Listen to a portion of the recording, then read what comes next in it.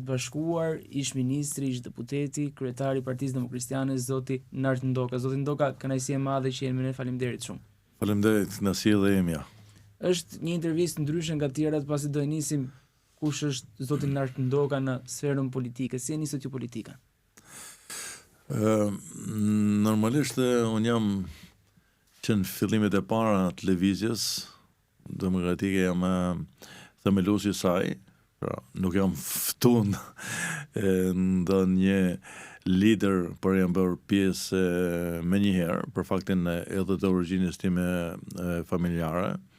Unë vi nga një familje e përsekutuar politike nga regjimi komunist dhe e kisha obligim edhe moral për shkak të përsekucionit që me njëherë që të kishte një lëvizje antikomuniste për faktin që të partë e mia ndënum pikërisht për këtyre bindjeve të bëhesha pjesë.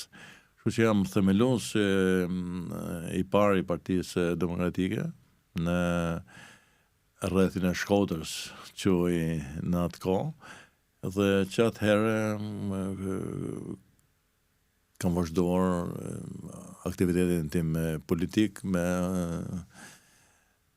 dimension të ndryshme përfaqësuese, por asnjëherë pa ju ndarë, pa shputje, me një ngarkesë të plotë në aspektin e kontributit tim.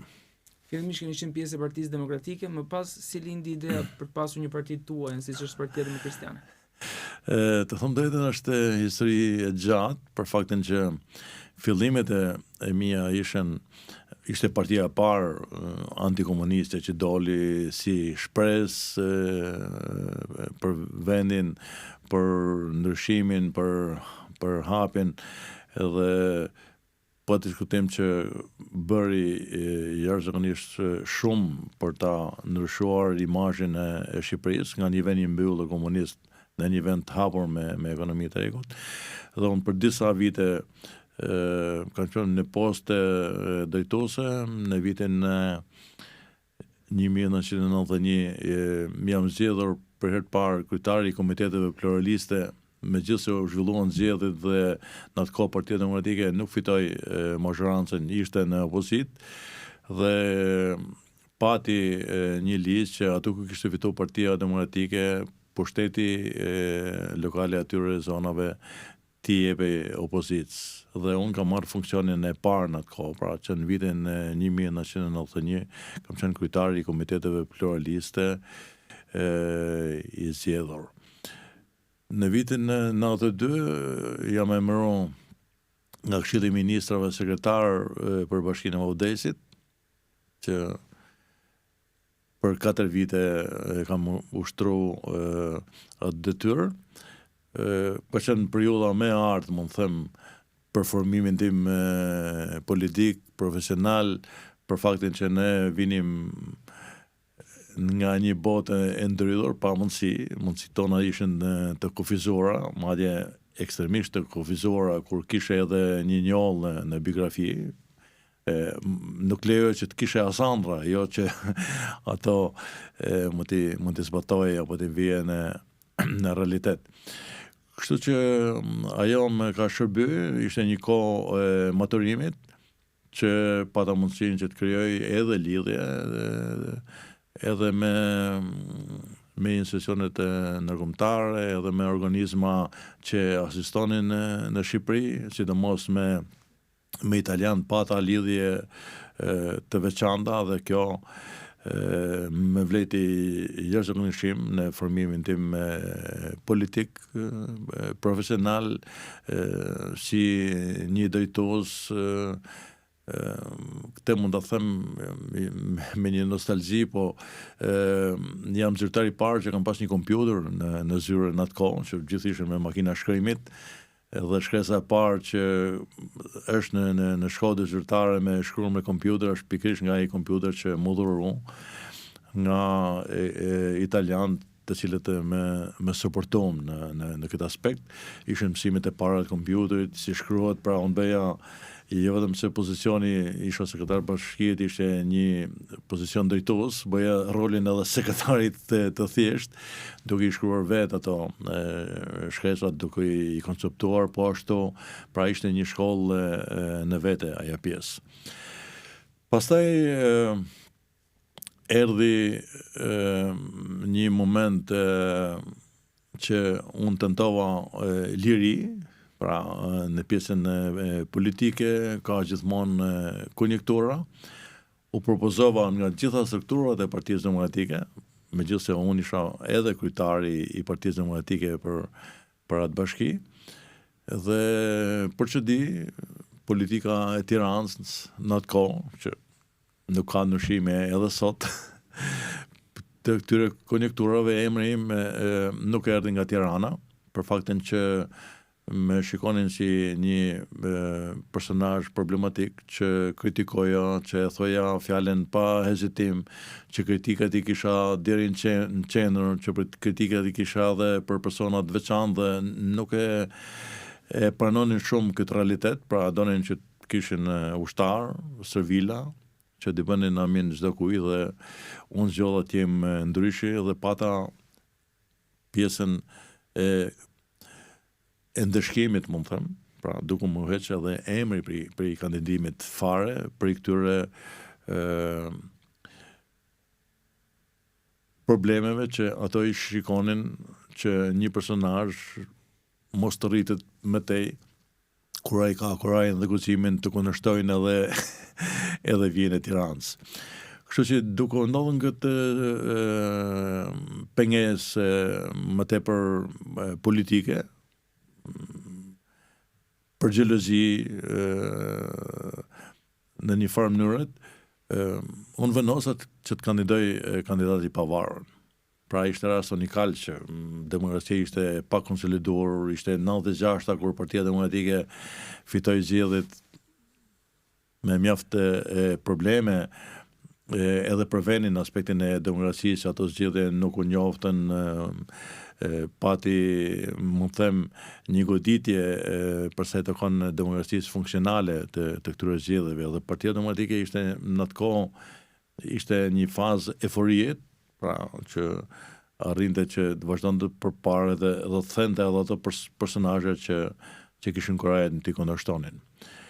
Ishte një grup në mbështetjes të them drejtën, pra nuk ishte thjesht dëshira apo iniciativa ime, për faktin se unë kisha një përgjegjësi politike, se isha kryetari i Partisë Demokratike dhe kjo ishte në kundërshtim me partinë që unë drejtoja, që ti të dalësh kundër vendimeve të asaj partie, për faktin që ato vendosën një kandidat tjetër, por unë mora mbi vete rrezikun, ishte një rrezik, ishte shumë e vështirë që një kandidat i vetëm të përballej me një parti politike që ishte në kulmin e euforisë vetë, si ishte Partia Demokratike, e cila ishte në pushtet në atë kohë.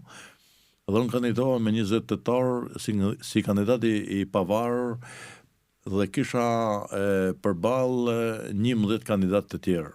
Pra një bashki me një lloj peshet, me një popullsi heterogjene, dy kandidatit ishte njëri i Partisë Socialiste, e cila ishte në opozit në atë kohë, dhe tjetri i Partisë Demokratike, dhe gjithë partitë e tjera kishin kandidatët e vet, rrethet e tyre. Kjo mjaftonte çfarë do të bënte garën të pamundshme që të fitojë një kandidat i pavarur që mos ketë suport partitë, mos ketë një logo, por aty ka pas një emancipim politik, çfarë më ka dhënë shpresë, besim, inkurajim, por edhe mbështetje që unë të vazhdoj tentoj të eci përpara, pra pa bëu servil as i liderave, as i politikës së ditës, për faktin që mora një fitore historike, mund ta quaj edhe për kohën, që nuk ka arrit për 35 vite një gjë e tillë, ishte një revolucion, atëherë vota kishte pesh, për faktin që unë fitova 72%.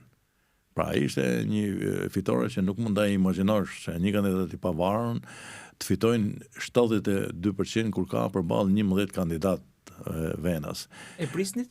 Jo, të them drejtën jo, ishte minimale që unë prisja sa atëherë ishte sistemi me balotazh, pra nëse asnjë prej kandidatëve nuk fitonte 50% votave, dy që kishin marrë më shumë vota kalonin në balotazh. Pra unë të doja balotazhin, jo i pari, që të jem realist, se për faktin atëherë nuk ishte asnjë si matse, që po flasim për vitin 96 kur ishte një demokraci e brisht. Ndaj do të që ta provonin për të krijuar një besim me vonë. Kështu që ajo fitore realisht më ngarkoi me një përgjegjësi shumë madhe për faktin që unë votova edhe nga të majtit, pra ishte rast unikal se kandidati i Partisë Socialiste mori 11%, ndërsa Partia Socialiste ishte të 30%, pra ishte 20 e sa % vota të elektoratit të majt që më kishin votuar mu për emër për kandidat për kryetar bashkiet. As nuk jo kisha kërkuar votën, as nuk i llogarisa fare që ato vota do të ishin në emrin tim, por ishte një lloj emancipimi dhe ndërgjegjësimit që do ta pranojmë që e majta në disa raste e ka këtë. Çfarë ndodhi që unë kisha një fitore spektakolare, pa të shkruajnë që mbështetja, besamenti im ishte i gjatë edhe për zonën, për faktin se ishte një zonë gjatë, dhe aty ishte fokusimi im të ajo pjesë elektoratit. Pra këtë vota ishin që treguan që aty kishte një lloj standardit, për faktin që unë duke qenë kryetari i Partisë Demokratike për disa vite, antari i kryesisë i Degës Qendrore në Shkodër, isha përpjek që ato komisionet të votimeve që vota qytetarëve të gjende pasqyrim të padiskutueshëm. Pra asnjëherë nuk kam pranuar që të bëhen pjesë e mekanizmave për deformimin e votës, dhe kjo kishte krijuar një lloj besimit. Ajo periudhë 4 vjeçare që unë pata si drejtues në Bashkinë e Vogdesit me ngriti dhe rriti besimin tek qytetarët, unë pritja në zyre çdo personazh, asnjëherë nuk i paraqikoja nga bindjet që ai është familje komunistash, apo ndoshta familja ime kishte vujtur nga prindërit atyre personave, nga rrethanat historike, na kishin ndaluar shumë gjëra që ne të ecim përpara edhe në jetën normale, por unë si shikoj asnjëherë si pengesë, as si hakmarrje, as si preshtim.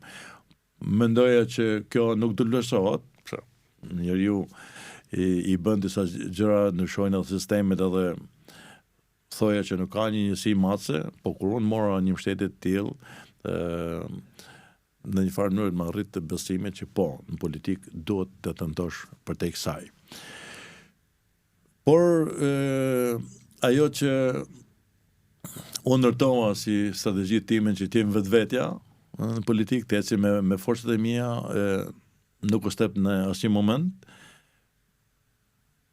Po thuj se më pak se një vit, në 97-ën, kur shteti ra, unë isha kryetari i bashkisë i zgjedhur si kandidat i pavarur, pata një mbështetje dhe suport nga gjitha partitë politike, por sidomos nga partitë e gjatha edhe në Këshillin Bashkiake dhe në ecën përpara. Majta një peshë jashtëzakonisht madhe në ata otrazira që përpoqja që bashkia që unë drejtoja mos kishte probleme, mos kishte konflikte, mos kishte përplasje bandash, e kontrollova vetë 24 orë, 24 gjithkohën lëvizja, dhe kjo krijoi një besim që një person që përpiqet që komunitetin e tij të jetë afër tyre. Pastaj unë kam kandiduar në 97-ën si deputet i Partisë Demokratike.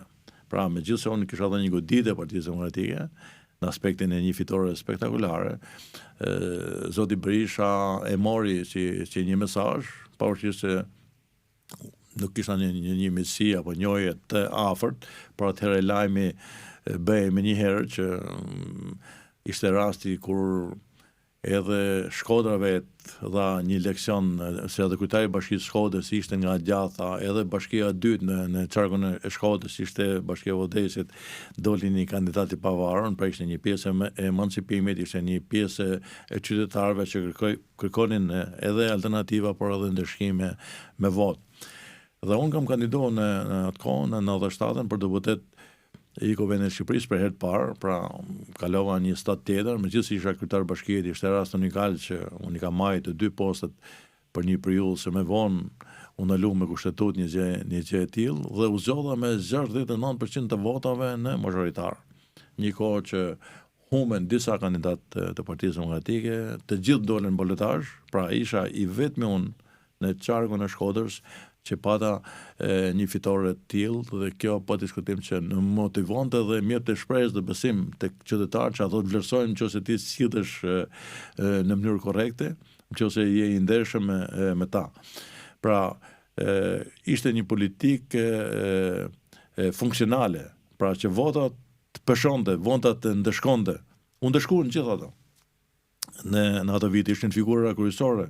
Josefina Topalli në atë kohë dolin boletazh.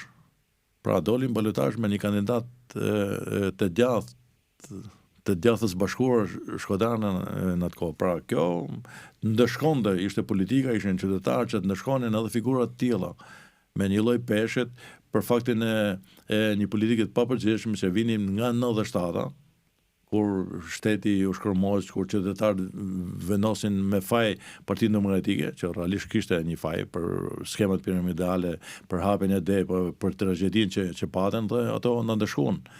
Por unë nuk kisha personi që e provova ndeshkimin mbi vete për faktin që unë kisha menaxhuar katastrofë, pra edhe për të tjerëve që braktisën detyrën, u fshehen, u frikson, unë qëndrova aty në krah qytetarëve dhe për këtë pata një mbështetje. Erdhi e papritur ime që u futa në politikën e madhe, pra nga një personazh lokal në periferiu që ishin në atë kohë, erdha në Tiranë, në Kuvendin e Shqipërisë, pjesë e grupit parlamentar. Në atë kohë, zoti Pollo ishte kryetari i këtij grupit, Berisha ishte u rikthye sekretari i saj, mas dorëheqjes si presidente i vendit, ishte periudha e vështirë, ringritjet, Partia Demokratike nuk po orientohet, po bënte një opozitë agresive, sulmonte shpeshherë, institucionet, bojkoti jonë ishte permanent, pra ishte një politikë mbytëse pa shpresë. Është një tablo e politikës tanishme, ajo e tyre viteve? Po, ngjajnë, ke parasysh për fatin e keq kur ti nuk i pranon gabimet, nuk i pranon ato përsërit edhe veten në një formë tjetër. Po është e njëjta mendësi është. Unë pata kurajën që me disa të tjerë, që nuk është se unë isha flamurtari, që të kundërshtonim. Thonim që nuk është kjo rruga dorë, që nuk duhet bojkotojmë, që do të jemi në parlament, që nuk ka arsye që nuk godasim institucionet, që nuk na kanë fajin as xhamat, as muret, por është një realitet politik që do të tregojmë që jemi ndryshe, që jemi përmirësuar. Pra ishin në atë kohë nuk ishte edhe media, ishte shumë pak. Në mos gaboj, ishin 3-4 gazeta që edhe ato ishin të kufizuar. Kështu që në ato vite unë kam bërë prap një lëvizje në tentim të lirisë time, duke u rreshtuar me PDR-n atë, me lëvizjen për reformime e cila drejtohej nga zoti Pollo, që ishin disa politikanë, ishte Ferdinand Xhaferi, Tritan Sheu, Leonard Demi, figurat e rëndësishme, u bën një lëvizje shumë e madhe që u zgjero akoma më tepër, ishte Petit Kalakula, Dashamir Shej, Albert Brojga, pra ishte një pjesë elitare e Partisë Demokratike që u formalizua në lëvizjen për reformimin e Partisë Demokratike. Pra i dham një lloj leksionit edhe leadershipit Partisë Demokratike, edhe zotit Berisha, që duhet që ta reformojnë partinë për ta zgjeruar atë dhe për ta ngushtuar bazën e saj. Kjo vleti që e detyroi pastaj zotin Berisha që të hapej, por karriera politike ime vazhdoi. Pra me gjithë këto problematika, unë kam kandiduar në atë kohën e 2001 për BDR-n dhe kam dalë kandidati më i votuar në Shqipëri. Pra sfidat vazhdojnë akoma për te tyre. U votova në rang vendit, që atëherë ishte edhe me një lloj vlerësime që kandidatit që marrte më shumë vota futen në parlament dhe unë arrita që të jem i pari dhe të jem pjesë e Kuvendit. Pastaj pati një hapje të Partisë Demokratike, një bashkëpunim, Berisha ndryshoi stilin, performancën dhe unë kandidova sërish në 2005 si kandidat i të gjithë partive të gjatha në qarkun e Shkodrës dhe përsëri pata një fitore që nuk mungoj në ato parametra historike. Në këto momente pati një lloj zhvillimit me PDR-n që unë përfasoja, u ofru afër pothuajse u bashku me Partinë Demokratike, zoti Polla u bë në atë kohë ministër i arsimit, pjesë e kabinetit, dhe e gjykuam që kjo lëvizje, për faktin që ishte lëvizje për reformimin e Partisë Demokratike, kishte mbaruar misionin e saj, por jo për mu, për faktin që unë nuk e shikoja Partinë Demokratike që një parti që kishte ndryshu, kjo ishte një realitet i të shtoshëm, po e kuptoja qartë se një gjë të tillë dhe pati një lëvizje brenda parlamentit që unë bashkëpunova me Partinë Demokratike në atë kohë. Edhe ironia e fatit është që unë që në 97 jam pjesë e grupit parlamentar demokracian, që në 97 në kohë ishte kryetar Zabushadi dhe unë më bëra pjesë atij grupit me vetdije për ta rritur këtë alternativë, e ndjeja kisha për zemër. Pra, pavarësisht se unë isha kandidati i Partisë Demokratike, e shikoja me një lloj simpatie, sa atëherë donin edhe nga ana formale që partitë kishin një grup parlamentar. Me vonë ky bashkëpunim parlamentar mes reformatorëve në atë kohë dhe demokracianëve krijoi bazamentin që unë të merrja drejtimin e Partisë Demokraciane, e cila drejtohej nga Nikol Lesi në atë periudhë, ishte me një mirë kuptim, madje ishte një kërkesë e zotit Lesi që unë merrja drejtimin e asaj partie, nuk është se unë pata një pikëshënim karrierën apo për të bërë intriga apo mbrapskena tek ajo parti, përkundazi, shkova që të jepja një kontribut në vazhdimsinë politik, pra nuk zgjodha qëndrimin komfort tek Partia Demokratike, por tentova lirin time duke marrë drejtimin e Partisë Demokraciane për ta shndërruar atë me një alternativë më moderne, më përfaqësuese në politikën shqiptare dhe arrita të them drejtën. Partia Demokraciane arriti që të marrin rreth 60.000 vota, 58.000 vota, të cilët ishin shumë më tepër, po to konjekturat e komisioneve partive të mëdha të zvogëlojnë.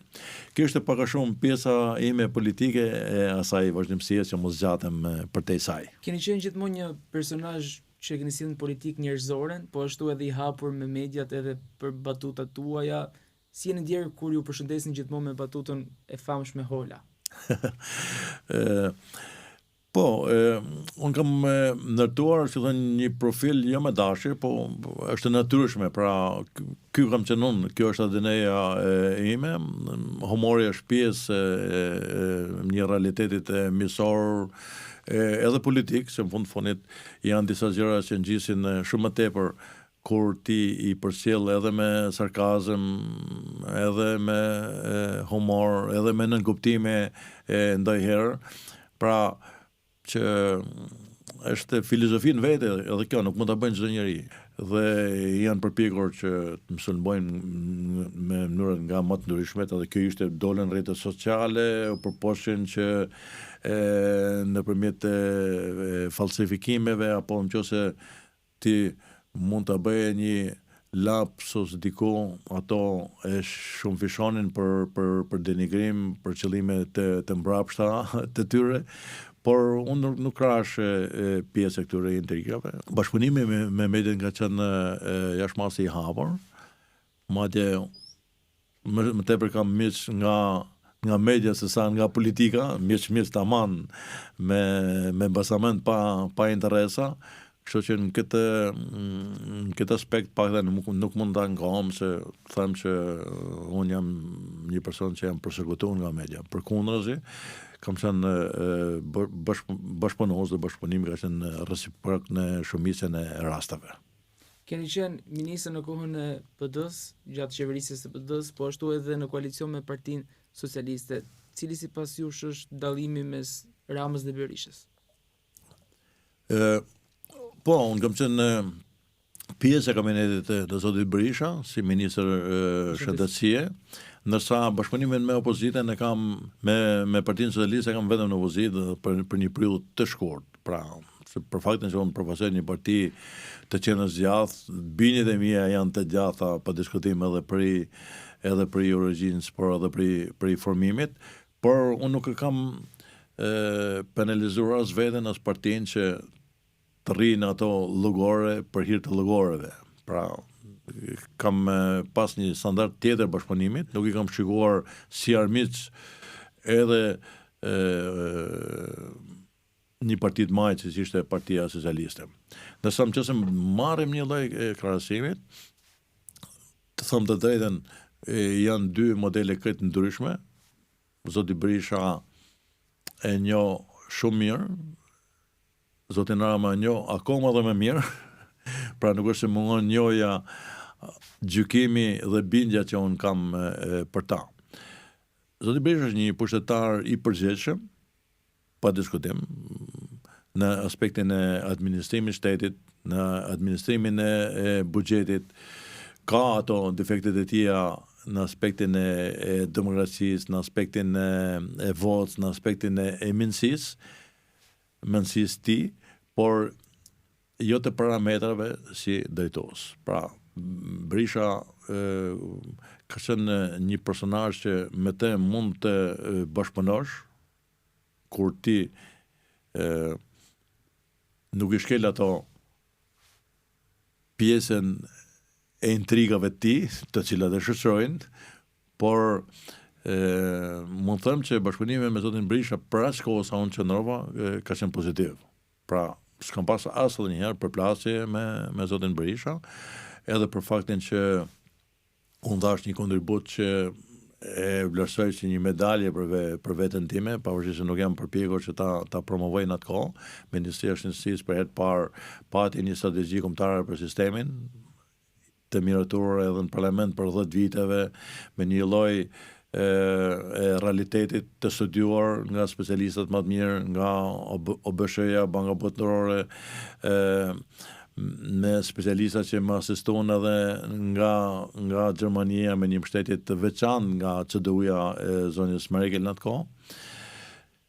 Dhe i dha një dimension krejt tjetër, u fut për herë parë menaxhimi i sistemit, patë ndërtime të spitaleve të ri, u ndërtuan 380 qendra shëndetësore në gjithë vendin, pothuajse në gjithë bashkitë e vendit, pati rritje të pagës së infermierëve dhe të mjekëve, pati një vëmendje që kjo nuk ishte vetëm e imja si ministër, por ishte edhe zoti Berisha, edhe ishte një qasje të asaj qeverie në atë kohë edhe për sektor të tjerë. Kështu që unë e konsideroj si pjesën pozitive në raport me zotin Berisha. Pavarësisht se divorci jonë ndodhi pa kuptim, pra thjesht për xhelozi, nuk pata asnjë lloj përplasjet me zotin Berisha, madje unë menaxhova edhe Gërdesin, kur në një farë mënyrë qeveria ra, kam bërë një menaxhim spektakolar në aspektin si ministër shtesnjë në atë kohë, duke menaxhuar situatë traumatike, janë rreth 300 vjet të plagosur nga i shpërthim dhe disa njerëz që viktima. Ky numër do të ishte më i madh nëse do të kishim një sistem shëndetësor që e kemi sot, të degraduar, pa organizim, jo funksional, por fatin e mirë në atë kohë pata një skemë të gatshme për faktin që unë që në ditët e para, javët e parave i kushtova një rëndësi të veçantë të urgjencave, emergjencave kombëtare, që ishte një këshill që më dha, ishte një asistent që më dha nga faktori ndërkombëtar dhe nga një projekt zviceran, që gjithë personeli shëndetësor në Shqipëri pati një trajnim 3 mujor, çfarë bëri funksionale, që edhe në raste të emergjencave kombëtare, për shembull, brenda 2 orëve un kam pas 80 ambulanca nga gjithë Shqipëria. Se nëse ti nuk i ke detyra funksionale përpara, që ato nuk janë të instruktuar tek në kufit e pamundësisë, kur ndodhesh përballë një realitetit, asnjë gjë nuk funksionon, as mendja, as organizimi, as institucionet. Kështu që ato ky ishte fati edhe i 10 jetëve që sot jetojnë pikërisht për kësaj skeme funksionale, por edhe për bashkëpunime që unë pata. Kanë kaluar vite dhe sharruar, por janë 12 persona, të cilët ishin me djegje që i kalonin kufit që mund të mbijetonin, pra në Shqipëri, nëse ke 30-40% të djegjeve, jo me 60, nuk bëhet fjalë jenë kufit e pamësis për të shëruar, që e tillë është sistemi jon, infrastruktura jon, e kemi të shëguar atë nga një model sovjetik dhe akoma nuk i kemi kapur ato parametra, por mbas të këtyre lidhjeve që pata, ministra e shëndetësisë zonja Turgu në kohë që drejton dhe ministrinë, pikërisht për njohjes personale, për bashkëpunimit që unë pata me ta, për vizitave që ajo pati në Shqipëri dhe unë në Itali, krijuam një marrëdhënie të ngushtë dhe ajo ka marrë 12 persona dhe i ka dhënë trajtim në Itali, që sot ato jetojnë dhe gëzojnë shnet të plot, por ishte kjo bujari dhe kjo mbështetje që u bën atë kohë që unë Ministria e Shëndetësisë u ngrit në një lartësi që menaxhoi në mënyrë spektakolare një krizë shumë madhe, që për fatin e keq shpeshherë ne shohim që ka pas çalime të jashtëzakonshme. Pra unë u fokusova tek personazhet, të burimet njerëzore, mora pjesën më elitare me përfaqësuesën në Shqipëri, pa pyet fare për binjet e tyre. Kjo shpeshherë krijon dhe xhelozi që për emër të veçantë më kam marrë si drejtues të Institutit Shëndetit Publik një mjek që nuk e njeh fare. Alben Ylli në atë kohë ishte një emër i panjohur për mua. Por pyeta, kërkova, xhurmova edhe bëra një pjesë elitare të tyre mjekëve duke i dhënë përgjegjësi edhe nëpërmjet një konkurimit formalisht në atë kohë, po i domosdoshëm, që ti kur tenton për te njohje që ke apo detyrime partijake apo akoma më tepër kur ato mund të kenë edhe bindje tjera që nuk më interesonin fare. Kështu që në këtë aspekt kjo ishte një njësi matse. Ndërsa nëse krahasojmë dy modelet me Ramën, se kjo ishte thelbi i pyetës për te zgjerime që unë po i bëj që tjetë reale besueshme. Rama është një personazh që mund të bashkëpunohet në pozitë me të. Pra, kur është në pozitë, kur është në hall, është një politikan i mirë, i vëmendshëm, të dëgjon, të respekton tek ajo pjesë, pra ndryshe edhe nga Berisha kur është në pozitë, ndërsa ai pati një tjetërsim, pavarësisht se unë nuk kam bashkëpunuar në qeveri, që as nuk e mendoja atë pjesë, nuk është se s'kam pas oferta, nuk i kam thënë asnjëherë këto që duket sikur ti po përpiqesh tash. Çfarë ofertash keni pasur për 100 pjesë e kabinetit? Po pa diskutim që ka pas oferta të vazhdueshme edhe tashti.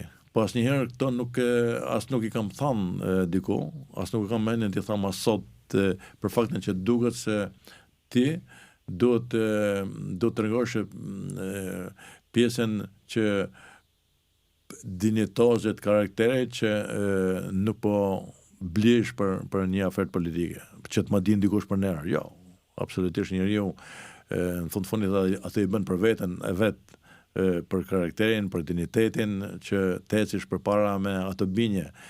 Dhe jo që dikuj të shitet apo unë të tham tjetër. Kështu që nuk i kam marrë asnjëherë në konsiderat, nuk i kam bërë publike këto. Por për te kësaj, pra nuk e gjëkoj Ramën në raport personale, se raportet e mia personale kanë qenë gjithmonë të mira, pra kam qenë një person që kam pas misi më shumë me Ramën se me Berishën, për hir të realitetit. Pra, unë me Berishën mund kem ne 7-8 herë në dreka zyrtare, pra formale, kurse me Ramën kam pas shumë tilla edhe informale, edhe misore, edhe situata të ndryshme. Rama u tjetërsu ndryshoi, pra mendon që do të jetë një lider që t'japin, që t'lën gjurmë, pra e kapi një delir, që këti edhe Enver Hoxha i duket i vogël, edhe ky po i arrin në një farë mënyrë, se nëse Enver Hoxha e përshkatonte Beqir Ballogun, ky e fut në burg, i duhet shumë punë që ta binin në sistem demokratik është pak e vështirë që ta marrësh fronin në atë mënyrë. Në veri kishte thjesht se burgoste pafund me lizë, po shkatonte, shpallte grupe armiqësore, ndërsa Rama ka arritur të mbijetoj duke e kaluar edhe Enver Hoxhën në aspektin e mentalitetit diktatorial, nuk e tham që me medalje. Kështu që duke parë në këtë standard, Rama shemi çdo gjë për hir realitetit, mendoja që do të bante shumë më tepër, për faktin që pati një pikëri, pati një motori, bëjtoi bashkinë më të madhe të vendit, nuk la gjurmë reale tek ajo, por me ato fasadet e tij në shonte, të paktën një imazh ishte që për Ramën që ky mund të bëjnë. Unë kisha besim që këtë paktën do të bënte një administrat publike që të shërbente vendit. Suksesi i një shteti është administrata, pra nuk është politika. Pse ecin përpara vendit që ndërtojnë një administrat me meritokraci. Ato madje janë disa poste që janë të përhershme. Politika lëviz, Italia madje ka lëvizjen sekretarët. Aty ka edhe janë poste që vazhdojnë, ndodhin kriza, përplasje politike, bien qeverit, por atë funksionon çdo gjë, nuk ka asnjë lloj krize. Kurse këtu, edhe kur ndodh rrotacioni, një vit nuk e merr veten veni.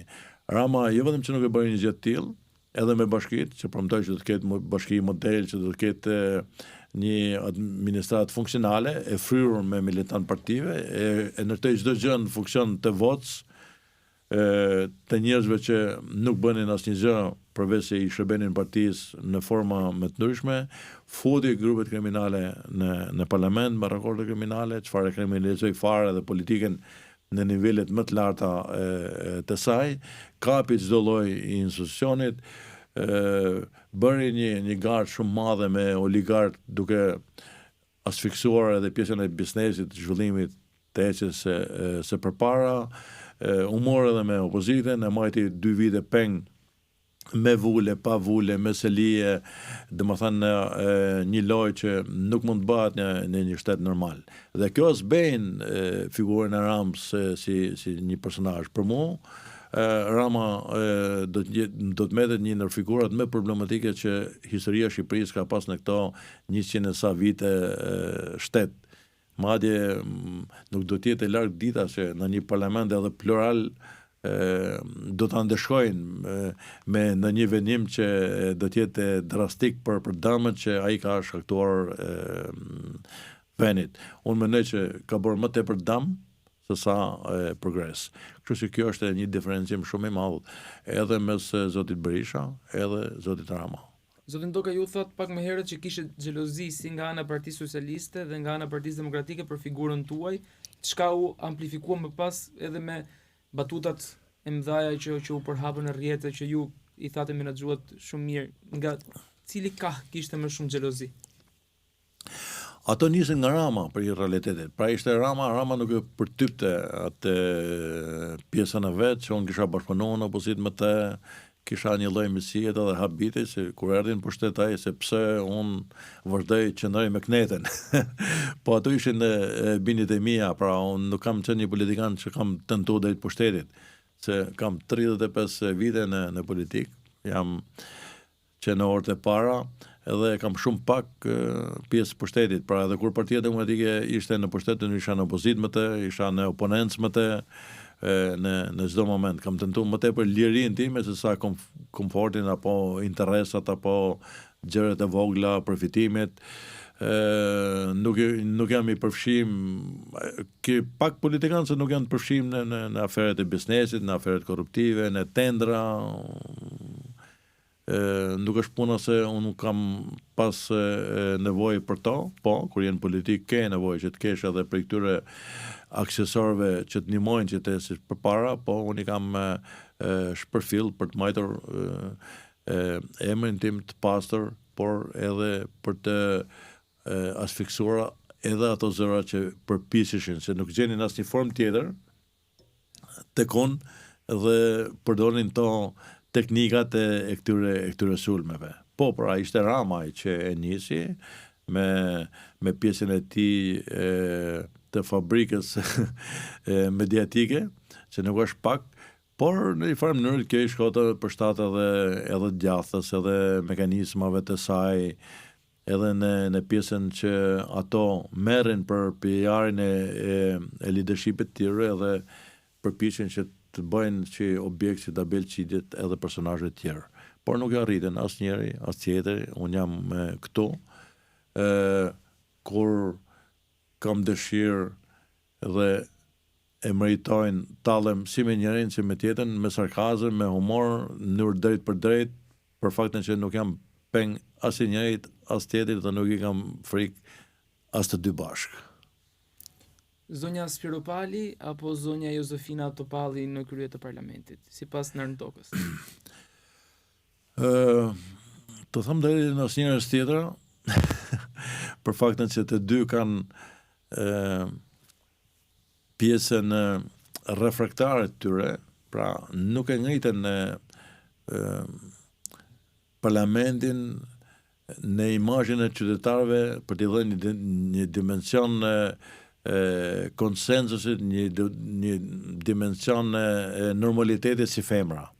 Pra nuk e ngritën rolin e femrës, pra që ne ta marrim si model që thojmë që po, kjo zonë i dha një dimension, po marr asnjërin as tjetrin, për shembull zonën Leskaj, ka qenë nën kryetare e parlamentit, pale një standard, një qasje, një qytetari, pa përplasje, me etik, dhe sa të dy zonët, si njëra, si tjetra, Josefina bënte pjesën agresive mas bërish, Spiro Pali nuk është as model që kjo na bëri edhe deri Skanderbej. Pra janë dy personazhe që krijojnë konflikt pa nevojë.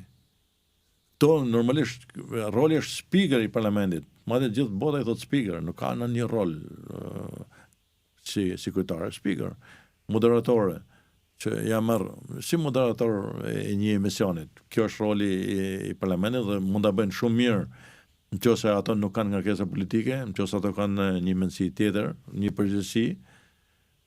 Pra asnjëri tjetër nuk thanë që ne patëm kryetarin e parlamentit me një drejtim shumë më të mirë, kur patëm zonja ose sa kur kemi burra. Përkundazi, i dhanë ngjyra dramatike të dyja. Me çfarë do të merret Narndoka kur mos merret më me politikë? Politika është bërë ADN, edhe unë kam menduar shpeshherë që çfarë drejtimi do të kisha jeta nëse do të merrem politikë. Unë kam qenë një njeri që kam tentuar edhe mundësi tjera, por kur je këtu e shikon si një lloj obligimit, që ke njerëz që të kanë mbështet, ke njerëz që kanë bashkëpunuar me ty, që kam tentuar edhe të tërhiqem nga politika, e kam bërë madje e kam hapur edhe si përgjithësi në parti që dikush tjetër ta marrë nga stafet, që të ecën për te e saj. Pra je në një botë që të dërtëron në një herë që të vazhdosh me gjithë problematikën që ke, paktën të ndjej mirë që nuk kam mi vete akuza, se kjo është si dallohet një politikan nga një tjetër. Nëse ti ke pas funksione drejtuese dhe nuk ke akuza për korrupsion, nuk ke i shqyrgjetuar prej opozitës ose prej opinionit, ti mund të vazhdosh të ecësh përpara, se ke pra ato detyra që të ngarku i ke realizuar mirë, dhe unë për këtë ndjej mirë, e kam pas natyrën, kam bërë maksimalen time. Kur isha ministër shëndetësie, unë punoja nga ora 8 deri 9 darkës në zyre, me aktivitete, me lidhje, me bashkëpunime, me drejtime, me çdo gjë të mundshme për të bërë më të mirën e asaj pune. Pra, kjo ka qenë formimi im, edhe kur kam qenë kryetar bashkie, me kërkesë plot. Nuk ta thash kot kur 97-a. Unë kaloja gjithë natën jashtë me ato njerëz që kontrollonim zonën tonë prej grupeve kriminale. Pra, nuk ishte detyrë ime kjo, nuk isha intervjuar shpejt. Pra isha një person i mëdheton. Dhe kjo është ajo që të man të lidhur. Mua dhe sot qytetarët më shkruajnë me letra pa fond. Jo vetëm ato që më kanë votuar, por nga çdo cep i Shqipërisë. Edhe sot merren me problemet e tyre shëndetësore, për as periudhë se kam pas ministrësh në si të mendojnë që unë i kam emëruar gjithë ato mjek. Nuk e kuptojnë që unë një pjesë mirë të tyre nuk i njoh fare. Pra ma e gëzoj respektin që kur unë kam qenë në atë ministri, kam dhënë në hapësirë, nuk kam parë për gjuti shtriga që bëjnë të sot, si me skema policeske kapin dhe i masakrojnë, i dënojnë, i përjashtojnë, se tillë është kriju kjo klim mbytëse për sistemin shëndetësor, nuk kam miratuar këto projekte PPP të famshme, çfarë i kanë hap grovën atij sistemit, unë i kam pasur unë të valin. Ato janë edhe projekte që ti mund t'i shohësh edhe si mundësi përfitimit. Se e kanë edhe nëse ti nuk don me abuzu, ka interferime të asaj natyre, por nuk kam pranuar për faktin se kam qenë i bindur. Jo vetëm unë personalisht, por duke dëgjuar edhe zërin e specialistave. E kupton që për shembull po marrim laboratorët e famshme, që ishte një projekt që i dhanë to me PPP. Unë kam pasur projekt. Ishte një projekt që erdhi nga këto grupe që vinë të interesit, që në pamje duket që ti po e modernizon shërbimin e laboratorëve, dhe unë kam pas një oponent dashamirëse nga Kristopano, i cili ishte dekani i fakultetit mjekësisë, ka qenë ministër dikur para 90, që këto nuk e qasnin që pas qenë ministër dikur për para 90, që në fundit është mjek, për ishte një mendje. Mu sugjeru nga këshilltarët e mi që erdhen nga Gjermania, thanë, e ke ti zotë ministër këshilltar dekani i fakultetit mjekësisë? Që thash jo. Pse? Thash unë, se kam iden. Pse do tjetë unë kam këshilltar tjerë? Është norma numër 1, që një ministër shëndetësie do ta ketë këshilltar të jashtëm dekani i fakultetit mjekësisë, janë të njëjtat. Thash, okej. U interesova për te dhe delti se kjo është një standard i domosdoshëm që në Shqipëri nuk ishte funksionuar asnjëherë. Pikturë gjelozive. E thira, zotërin në fjalë, ja propozova një rol të tillë dhe mori me shumë kënaqësi, edhe ka qenë një ndër këshilltarët e mi të afërt, një mendje e hapur. Edhe kur unë diskutova këtë projekt, pikërisht për laborator që po risilli, që po them edhe për herë të parë një gjë të tillë, se nuk kam pas kështu pikëqenim që sulmoj ato që erdhën pas meje. Ky zotëria tha, ke ndaj detyrim nga ato sipërtejet që nënkuptonte kryeministrin që më kishte dhënë parasisë, kështu i bën Rama. I thot, bëre këtë se do t'i japësh atij. Këtë nuk e ka bërë asnjëherë Sali Berisha, sa kam qenë ministër shëndetësie.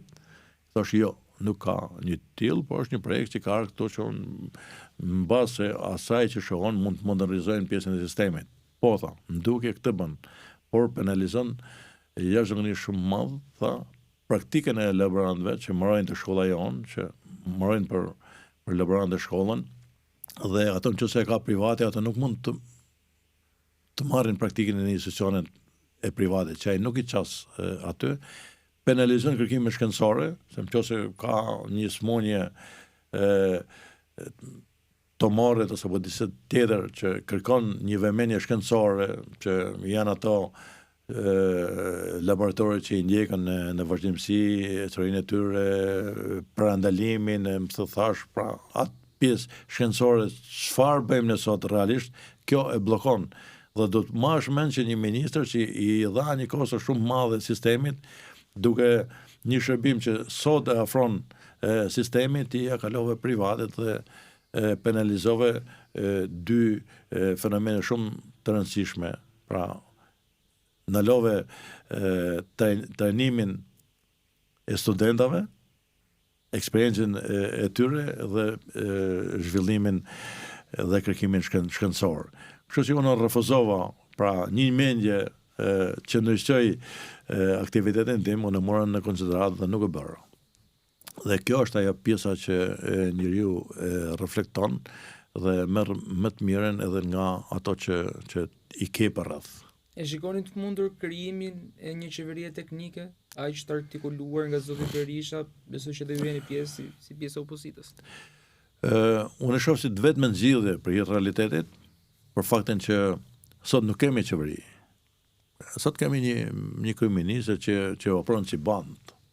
Pra, që ka në ndërsi gjykatën kushtetuese, që e pengon spakun me votet majorancë, Për faktin që ky e pa thënë qartë që ne nuk do ta pengojmë asnjëherë drejtsinë e re. Ja, ky po e pengon. Çfarë po e pengon? Me mekanizma parlamentar, me vota, me mazhorancë. Atëherë do të ketë drejtësi kurrë. Nëse do të kesh një mazhorancë dhe kjo e pengon drejtsinë me imunitete, me procedura, do të kemi lidera të korruptuar dhe drejtësia është në kufit e pamundësisë për të bërë gjë. Kështu që në këtë sens unë shoh se kjo mazhorancë është degraduar dhe çdo ditë që vazhdon do të jetë një kosto shumë e madhe për vendin. A është zgjidhja e qeveria teknike? Unë shoh vetëm në zgjidhje, por një qeveri që mos të jetë në diktatin as Trump as Berisha. Pra të jetë një qeveri që të përgatisin infrastrukturën për zgjedhje, që kjo politikë ndërgjegjësohet që të ketë një sistem përfaqësues dhe jo duke i krijuar e përsi vetes, duke e kthyer me ligj pjesën e devimit dhe përfaqësimit qytetarëve, se sot s'kemi vota s'ka të njëjtën peshë. Se këto kanë deformuar në mënyrë qëllimshme për ta bërë politikën bipolare dhe për përjashtuar të tjerë, për të penguar partitë e reja, pra unë s'flas për veten time, se unë kam kundërshtuar deri në grevëriet këtë aventurë që këto bën 2008-ën. Por them që për efekte standardeve të demokracisë. Kështu që e para do të jetë sistemi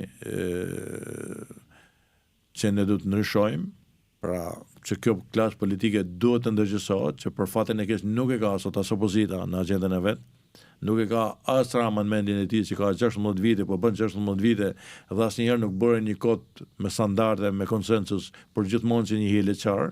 Pra Rama ka fituar nëpërmjet dredhive, nëpërmjet ligjit, nëpërmjet përdorimit çdo gjë të pisë në Shqipëri. Jo si një rezultat e mbështetjes. E shef si mbështetje. Flet në emrin të 83 mandateve, që i ka një pjesë të mirë të tyre votë të formuar, të blerë, të manipuluar me diasporë, me grupe kriminale, me njerëz që lidhen me drogën, me gjithë administratën, me presion. Pra ky nuk është realiteti, nuk është kjo vullneti i qytetarëve. Ky shet vullnetin e qytetarëve me një produkt të cilin e ka manipuluar dhe ky është një problem shumë i madh. Kështu që qeveria teknike është e vetmja zgjidhje sa më shpejt as më mirë. Për fatin e mirë ka një ndërgjegjësim të faktorit ndërkombëtar, se këto s'bëjnë gjë vet. Këto bëjnë vetëm kur shkojnë në gremin.